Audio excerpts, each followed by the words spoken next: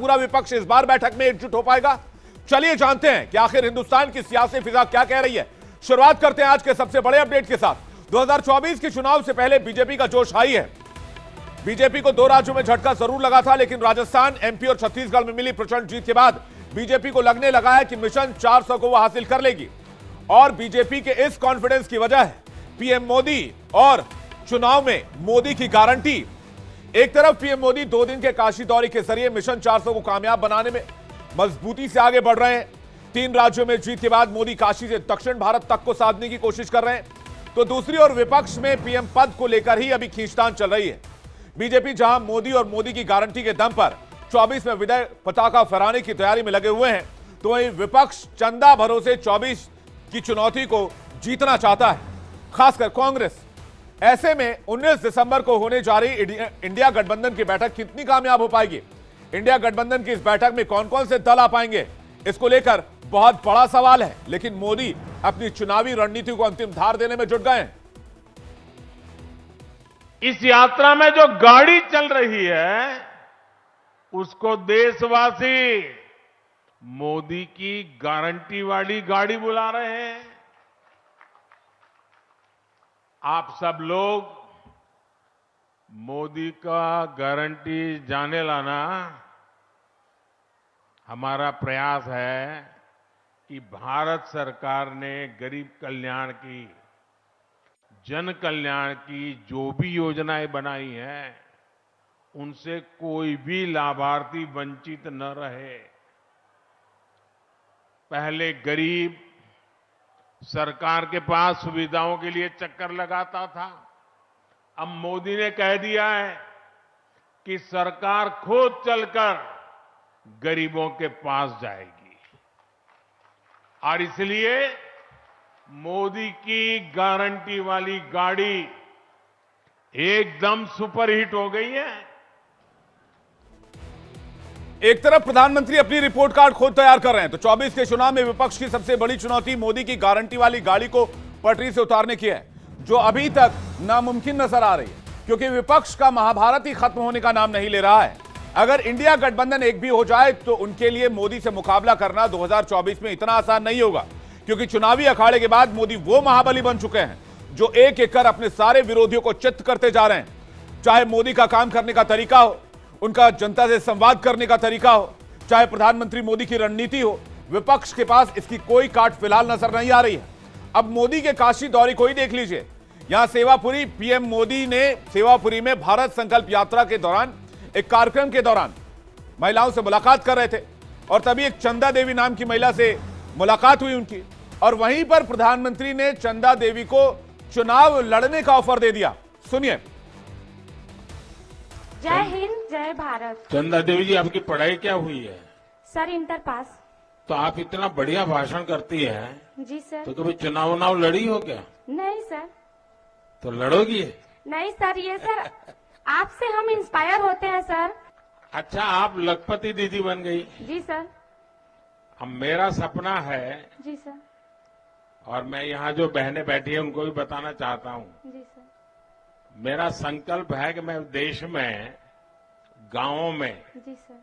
आप जैसे परिवार की जो माताएं बहनें हैं, इस देश में 2 करोड़, जी सर। 2 करोड़ माताओं बहनों को मुझे लखपति बनाना है। इंडिया गठबंधन की तैयारियों पर आए, लेकिन प्रधानमंत्री मोदी के बयान से साफ है कि बीजेपी की नजर आधी आबादी पर है, फोकस नारी शक्ति पर है। आधी आबादी के दम पर ही पीएम हैट्रिक की गारंटी दे रहे हैं। 3 राज्यों के चुनाव में भी बीजेपी को नारी शक्ति का भरपूर समर्थन मिला था, और अब एक लोकसभा चुनाव में भी बीजेपी को उम्मीद है कि आधी आबादी के दम पर उनका मिशन 400 कामयाब होने जा रहा है, जिसका शंखनाद पीएम काशी से कर चुके हैं। मोदी ने 2 दिन के काशी दौरे के जरिए उत्तर से लेकर दक्षिण तक भगवा लहराने की प्लानिंग कर ली है और फॉर्मूला सेट कर दिया है, मैसेज क्लियर दे दिया है। विकसित भारत के लिए देश की नारी शक्ति, युवा शक्ति, किसान और हर गरीब का विकास होना बहुत जरूरी है। मेरे लिए तो यही 4 जातियां ही सबसे बड़ी जातियां हैं। ये 4 जातियां सशक्त हो गई तो पूरा देश सशक्त हो जाएगा। यानी पीएम मोदी पूरी तरह से चुनावी मोड में है। मोदी की अगुवाई में अमित शाह, जेपी नड्डा जैसे बीजेपी के दिग्गज नेता 24 के चक्रव्यूह को भेदने की रणनीति तैयार कर रहे हैं। जबकि इंडिया गठबंधन की बात करें तो अभी तक यह क्लियर नहीं है कि किस राज्य में कौन सी पार्टी कितनी सीट पर चुनाव लड़ेगी, क्षेत्रीय छत्रपों का क्या होगा, कांग्रेस की भूमिका क्या होगी, इंडिया गठबंधन का संयोजक कौन होगा, इसे लीड कौन करेगा। और इसी महाभारत को खत्म करने के लिए इंडिया गठबंधन के नेताओं की दिल्ली में कल एक बहुत बड़ी बैठक बुलाई गई है। कहा जा रहा है कि इसमें महामंथन किया जाएगा। इंडिया गठबंधन की बैठक में शामिल होने के लिए दिल्ली पहुंच गई है पश्चिम बंगाल की मुख्यमंत्री ममता बनर्जी, और आज उन्होंने दिल्ली के सीएम अरविंद केजरीवाल से मुलाकात की है, आगे की रणनीति पर बातचीत की है। तो बाकी पार्टियों के नेता भी इसमें शामिल होने के लिए दिल्ली पहुंच रहे हैं। लेकिन सवाल यह है कि क्या इंडिया गठबंधन की बैठक से विपक्षी पार्टियों की कलह खत्म हो पाएगी? क्योंकि दिल्ली के सीएम अरविंद केजरीवाल पंजाब और दिल्ली की सभी सीटों पर लड़ने का दावा कर रहे हैं। अब देखिए दावेदारी कैसे कैसे, और यह बात बीजेपी को अच्छी तरीके से पता है। आम आदमी पार्टी पंजाब और दिल्ली छोड़ना नहीं चाहती। समाजवादी पार्टी के अध्यक्ष अखिलेश यादव यूपी में कांग्रेस के लिए कुछ छोड़ने के लिए तैयार नहीं है। ममता बनर्जी लेफ्ट के साथ गठबंधन को तैयार नहीं है, और टीएमसी पश्चिम बंगाल में कुछ छोड़ने को तैयार नहीं है। केरल में वामपंथी पार्टी कांग्रेस को एक भी सीट नहीं देना चाहती है। नीतीश और लालू भी बिहार में कांग्रेस को 5 से ज्यादा सीट देना नहीं चाहते, यह भी अंदर खाने से खबर है। वहीं एमपी, गुजरात, राजस्थान, हरियाणा, हिमाचल में कांग्रेस और बीजेपी की 1-to-1 टक्कर है, तो कांग्रेस वहां किसी के लिए कुछ छोड़ने के लिए तैयार नहीं है। तो सॉल्यूशन निकलेगा कैसे? ऐसे में यह लग नहीं रहा है कि विपक्षी पार्टी 24 के चुनाव को लेकर एकजुट हो पाएंगी। वैसे भी विपक्ष के सामने इस वक्त की सबसे बड़ी चुनौती मोदी के सामने एक फेस तैयार करने की है, क्योंकि इंडिया गठबंधन में कोई नेता ऐसा नहीं है जो पीएम बनने का सपना ना देख रहा हो। जेडीयू के विधायक और नीतीश के करीबी माने जाने वाले रिंकू सिंह ने सीएम नीतीश कुमार को प्रधानमंत्री पद का उम्मीदवार घोषित करने की मांग कर दी, और यह भी कह दिया कि इंडिया गठबंधन के पास नीतीश जी को पीएम उम्मीदवार बनाने के अलावा कोई दूसरा विकल्प नहीं है। खुद सुनिए। कल जो इंडिया गठबंधन का बैठक है उसमें माननीय मुख्यमंत्री बिहार प्रदेश, जो बिहार के विकास पुरुष हैं और जिन्होंने बिहार के विकास को एक नई दिशा और दशा दी और बिहार को जिन्होंने एक पहचान दिया, उनको इंडिया गठबंधन को प्रधानमंत्री का दावेदार, प्रधानमंत्री का उम्मीदवार घोषित कर देना चाहिए। अगर इंडिया गठबंधन मुख्यमंत्री नीतीश कुमार जी को प्रधानमंत्री का उम्मीदवार घोषित करते हैं तो मुझे लगता है इससे इंडिया गठबंधन को काफी फायदा होगा। नीतीश कुमार का तो समय चला गया। जब से उन्होंने विधानमंडल में दलित और महिलाओं के बारे में जिस प्रकार की ओछी टिप्पणी की, उसके बाद उनकी जो दावेदारी थी संयोजक पद के लिए, वह दावेदारी भी खत्म हो गई। प्रधानमंत्री पद का उम्मीदवार तो दूर की बात, जो संयोजक बनने से वो खुश थे कि मैं संयोजक बन जाऊंगा, वो दावेदारी खत्म हो गई। अरविंद केजरीवाल 10 दिन के लिए अज्ञातवास में जा रहे हैं। कल अरविंद केजरीवाल ने घोषणा कर दी कि पंजाब में सभी सीटों पर वो चुनाव लड़ेंगे। तो ये बैठक केवल फोटो खिंचाने के लिए बैठक हो रही है। तो साफ तौर पर बीजेपी कह रही है कि नीतीश कुमार प्रधानमंत्री तो छोड़िए, संयोजक पद के लायक भी नहीं बचे हैं। लेकिन आपको बता दें कि रिंकू सिंह अकेले नहीं है। जेडीयू की तरफ से जो नीतीश कुमार को लेकर इंडिया गठबंधन को मैसेज देने की कोशिश कर रहे हैं, बल्कि जेडीयू के मंत्री हो या विधायक, हर कोई नीतीश के नाम पर मोहर लगाना चाहता है। वहीं ममता और शरद पवार जैसे बाकी विपक्षी पार्टी के नेता भी पीएम बनने का सपना देख रहे हैं। जबकि जिस आरजेडी का 2019 के लोकसभा चुनाव में खाता नहीं खुल पाया था, उसके अध्यक्ष लालू यादव मोदी सरकार को उखाड़ फेंकने की बात कर रहे हैं। इंडिया गठबंधन के बैठक में हम सब लोग आए हैं जी, और इसको बहुत इसका उज्जवल भविष्य है, और इंडिया गठबंधन इस बार देश में सत्ता बनाएगा और हम लोग जीतेंगे, और सब लोग मिलजुल करके हम लोग एकजुट हैं और एकताबद्ध होकर के हम लोग नरेंद्र मोदी के सरकार को उखाड़ के। तो एक तरफ विपक्ष अब तक यह तय नहीं कर पाया है कि उसका लीडर कौन होगा, इंडिया गठबंधन का लीडर कौन होगा। दूसरी ओर बीजेपी 24 में 400 के अपने टारगेट को कामयाब बनाने में लगी हुई है। 19,000 करोड़ से ज्यादा का तोहफा, 23 परियोजनाओं का लोकार्पण काशी में, 14 परियोजनाओं का शुभारंभ काशी से, वाराणसी से दिल्ली तक नई वंदे भारत ट्रेन की सौगात, काशी से कन्याकुमारी तक के लिए विशेष ट्रेन की सौगात। चित्रकूट में 800 मेगावाट का सोलर पार्क मिला है।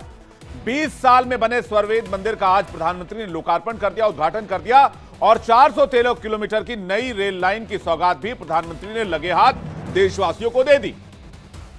यानी 3 राज्यों में प्रचंड जीत के बाद बीजेपी का जोश हाई है और पीएम अपने हर भाषण में तीसरे टर्म की गारंटी भी दे रहे हैं। मोदी की इस गारंटी पर जनता का भरोसा दिख रहा है। मोदी जहां जाते हैं वहां मोदी मोदी की ही गूंज सुनाई देती है। वहीं कांग्रेस इस वक्त अपने सबसे मुश्किल राजनीतिक दौर से गुजर रही है, यह भी कहा जा सकता है। और एक तरफ जहां धनकुबेर धीरज साहू जैसे कांग्रेसी नेता के घर से करोड़ों रुपए का जखीरा मिल रहा है, तो वहीं कांग्रेस 2024 के चुनाव से पहले चंदा बटोरने की कोशिश कर रही है। यानी 24 का चुनाव कांग्रेस चंदा के भरोसे जीतना चाहती है। दरअसल कांग्रेस ने डोनेट फॉर देश नाम से क्राउड फंडिंग अभियान शुरू किया है।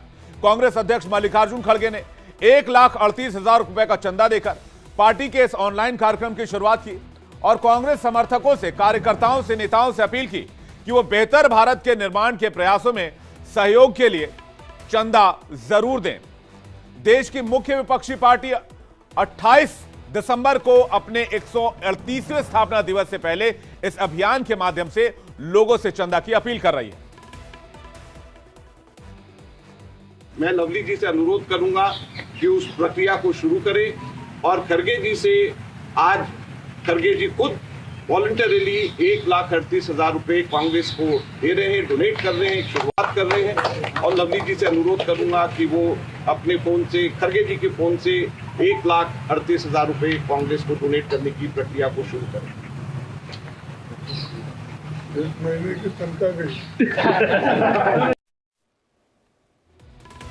यानी एक तरह से कांग्रेस ये भी कोशिश करी कि चंदा के माध्यम से लोगों को जोड़ने की अपील कर रही है, जिसमें 18 साल से ज्यादा उम्र के लोगों को 138 रुपए, 1,380 रुपए और 13,800 रुपए या फिर 1,38,000 रुपए देने के लिए कहा जा रहा है। आज बड़ा एक खुशी का दिन है कि हमारे पार्टी के सभी नेताओं ने मिलकर एक ऐप तैयार किया है और ये मैं समझूंगा ये पहली बार है कि कांग्रेस पार्टी में लोगों से, यानी आम जनता से मदद लेकर देश को। लेकिन राजनीतिक धुरंधर एक सवाल यह भी पूछ रहे हैं कि क्या कांग्रेस 2024 के चुनावी कैंपेन के लिए लेट हो गई है? क्या चंदा अभियान और पहले शुरू कर देना चाहिए था? हालांकि इस चंदा अभियान कैंपेन के लिए कांग्रेस कार्यकर्ताओं को बूथ स्तर पर घर घर जाकर चंदा लाने की जिम्मेदारी सौंपी गई है। कांग्रेस ने हर बूथ से कम 10 घरों से चंदा लेने का लक्ष्य रखा है। कांग्रेस नेता राहुल गांधी ने भी ट्वीट कर ज्यादा से ज्यादा लोगों से इस अभियान से जुड़ने की अपील की है। राहुल गांधी ने ट्वीट में क्या लिखा है, जल्दी से आपको दिखाते हैं। आप और हम मिलकर बेहतर भारत बनाएंगे, सभी को समाज में पूरा न्याय दिलाकर, समान अवसर और अधिकार दिलाकर, प्रगतिशील भविष्य का रास्ता बनाकर भारत के इस विजन में कांग्रेस के साथ जुड़ें। और वेबसाइट दिया हुआ है, वेबसाइट की आईडी दी गई है और दिखा है कि इस पर जाएं, अभियान में अपना योगदान दें, इस संघर्ष में बराबर के साथी बने। #DonateForDesh। कांग्रेस की कोशिश एक तरफ क्राउड फंडिंग के जरिए सीधे जनता से जोड़ने की है, लेकिन बड़ा सवाल यह है कि क्या कांग्रेस पार्टी से जुड़कर लोग डोनेट कर पाएंगे और वो ज्यादा से ज्यादा लोग। दूसरी ओर पार्टी चंदे की रकम से देश का मूड भांपने की कोशिश भी करना चाहती है, यह भी एक स्ट्रैटेजी मानी जा रही है। लेकिन सवाल यह है कि क्या चंदा से 24 का चैलेंज पूरा हो जाएगा और कांग्रेस समेत तमाम विपक्षी दल मोदी का मुकाबला कर पाएंगे? क्योंकि जब तक कांग्रेस चंदा अभियान चलाएगी, पीएम मोदी कई चुनावी रैली और कर चुके होंगे, नए नए लोगों को जोड़ चुके होंगे। आज भी पीएम मोदी ने अपनी पार्टी के नेताओं और मंत्रियों के साथ आगे की तैयारियों को लेकर एक बहुत बड़ी बैठक की है। इस बैठक में क्या क्या हुआ है, जल्दी से आइए आपको बताते हैं। भारत विकास यात्रा को लेकर पीएमओ में एक बहुत बड़ी बैठक हुई है। केंद्रीय मंत्रियों के साथ पीएम मोदी ने भारत विकास यात्रा को लेकर बहुत लंबी चर्चा की है। देश भर में 23 दिसंबर से भारत विकास यात्रा शुरू करने की बात कही गई है।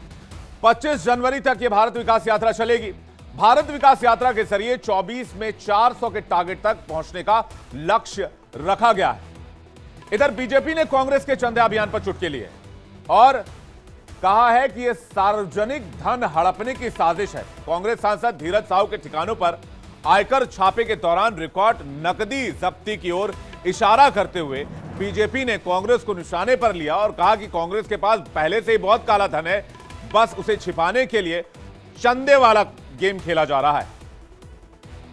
60 साल लूट फ्रॉम देश करते करते आज कैंपेन ये चला रहे डोनेशन फ्रॉम देश।